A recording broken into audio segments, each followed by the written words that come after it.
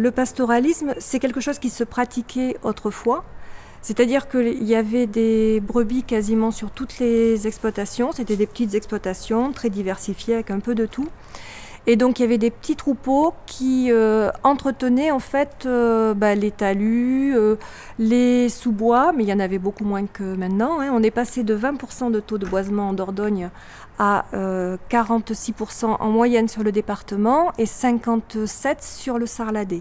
C'est à la fois un paysage qui se banalise dans un contexte touristique important. Le Sarladais vit beaucoup par le tourisme. C'est en même temps un risque incendie qui se développe. Et puis c'est aussi une biodiversité liée à ces milieux-là qui disparaît. Donc en fait c'est les élus locaux qui s'en sont préoccupés et qui nous ont demandé d'essayer de trouver des solutions pour essayer de freiner cette fermeture des milieux. Il y a beaucoup moins d'enfants d'agriculteurs qui reprennent les exploitations. Il y a de plus en plus de gens qui sont hors monde agricole, qui veulent s'installer. Et donc ça amène une autre vision de l'agriculture et des pratiques. Ils veulent devenir agriculteurs, mais ils n'ont pas de surface. Le foncier coûte cher. Et là, c'est une opportunité pour eux. Ils ont en gros en investissement le cheptel et puis peut-être un bâtiment et quelques surfaces à trouver, mais ça reste des projets qui sont financièrement accessibles pour des gens qui n'ont pas un gros patrimoine de départ.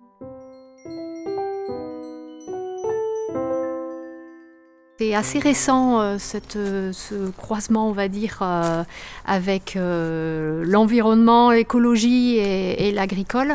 Ça fait quoi, à peu près 4-5 ans qu'on essaie de travailler un peu plus ensemble. À la fois, c'est intéressant de valoriser des zones qui ont un intérêt écologique au travers du pastoralisme.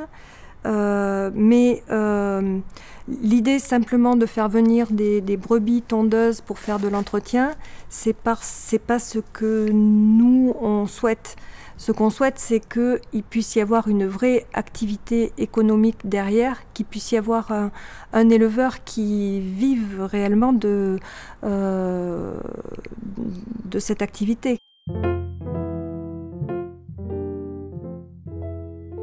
Il y en a quelques-uns qui font de l'élevage au vin sans bâtiment, mais ça veut dire derrière plus de surveillance, les risques de prédation liés à des attaques de chiens par exemple. Donc souvent on dit c'est quand même bien d'avoir au moins un bâtiment, au moins pour les agnelages, quoi. Et ensuite, c'est ce que disait Bernadette, c'est avoir des surfaces en propre à eux, où il y a un minimum de potentiel. Des prairies qui vont permettre du pâturage au moment où les brebis sont en lactation et ont les agneaux avec elles. Je pense qu'il est très important que les agriculteurs, d'une manière générale, autour du projet, soient bien informés de comment ça va se mettre en place. Il ne faut pas qu'une activité, qu'un éleveur qui s'installerait là vienne en concurrence avec des gens qui sont déjà sur place.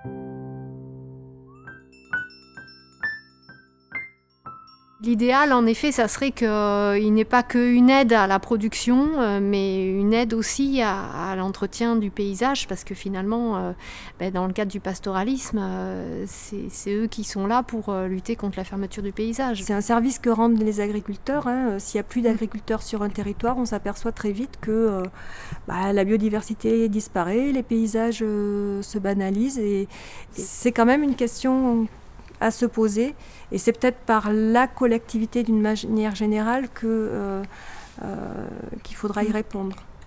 Tout ne pourra certainement pas être valorisé en vente directe, mais je pense que même pour la grande distribution, il faudrait peut-être trouver des niches de commercialisation qui valorisent un peu plus un produit qui se démarque du reste par un mode de conduite plus extensif, plus écologique, etc.